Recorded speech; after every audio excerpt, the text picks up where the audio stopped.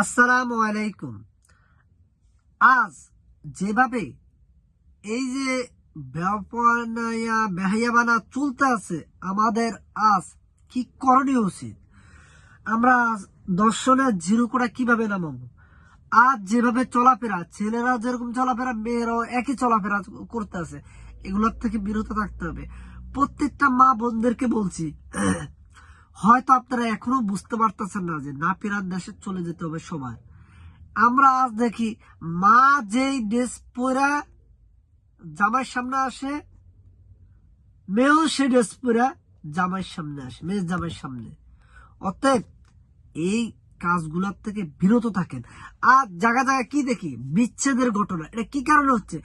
আমাদের কি কর্মের ফসল হিসাবে দাঁড়াইছে। যদি আমরা ভালো মতো চলতাম তাহলে কি আজ এগুলো হইতো? আজ আমরা কি দেখি যে মেয়ের জামার লগে শাশুড়ি ভেঙে যাচ্ছে। জাহিলি যুগের জমানা আমরা এসে পড়লাম। আল্লাহর কাছে এতটুকু দোয়া করি, আল্লাহ এই জাহিলি যুগ থেকে, জাহিলি যুগের জমানার থেকে আমাদেরকে হেফাজত করো। আর জায়গা জায়গা যেভাবে ব্যয়াপাড়া হচ্ছে, যা বলার বাইরে। মানুষ যত দিন যাচ্ছে তত চরিত্রবিহীন হচ্ছে। এ মানুষ শুনে রাখো, তুমি হাত আছে, পা আছে, চক্ষু আছে, তুমি তোমার নিজের ভালোটা যেরকম বুঝতে পারো, অন্যের ভালোটাও বুঝছো। যেরকম তুমি অন্যের কাছে খারাপ প্রেজেন্ট করাবা, তখনকার তুমি দর্শনের শিকার হবা। আজ আমাদের ভিতরে মানবতা, বিবেকহীন কাজ করতে আছে না। যদি বিবেক কাজ করতো তাহলে দর্শনের সংখ্যা কমতো। মানুষ মানুষ মানুষের চেয়ে অমানুষ বেশি হচ্ছে। কেন? আমরা এই পথ কেন অবলম্বন করতে হবে? আল্লাহর কাছে মুসলমান হলে নামাজ পড়ে আল্লাহর কাছে ক্ষমা চান। আল্লাহ ক্ষমাশীল। ভুল করবেন, আল্লাহ ক্ষমা করে দিবে। মনে রাখতে হবে আপনাদের চলে যেতে হবে। কেন? আমার এত সাজগুজ করে, আমরা সাজগুজ করেন, সমস্যা নেই, কোনো আমার আপত্তি নেই। বাট আপনি সেভাবে চলাফেরা করেন যেভাবে চললে আপনার শরীর সেফটি হবে। সব দিক থেকে চোখের দর্শন যে বড় দর্শন, চোখের দর্শন হলো বড় দর্শন। আমরা চোখের নজরকে হেফাজত করতে হবে, চোখের নজরকে আগে হেফাজত করতে হবে। আর তার আগে মেয়ে মানুষের চলাচলের ক্ষেত্রে সতর্ক ভাবে চলাচল করতে হবে আমাদের, যে আমরা কোন পথটাতে চলতে আছি, কোন পথটাতে চললে ভালো হবে।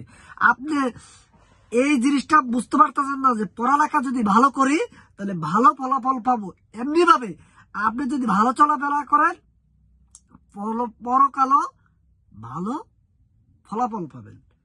অতএব এমন কোনো চলাচল করা যাবে না যে চলাচলের কারণে পরকালে আমাদের ঝুলতে হবে। মা, বোন, ভাই, দেখো প্রত্যেকটা মানুষের চলে যেতে হবে। আজ হয়তো শরীরের রক্তের গরমে, শরীরের জোরে, ইন্টারলি ভাবে আমরা যে গরমে চলতে আছি, এগুলো থাকবে না বাবা, এগুলো থাকবে না। এগুলোর থেকে আমাদেরকে বেরিয়ে আসতে হবে। সমাজকে ভালো কিছু আমাদের দিতে হবে।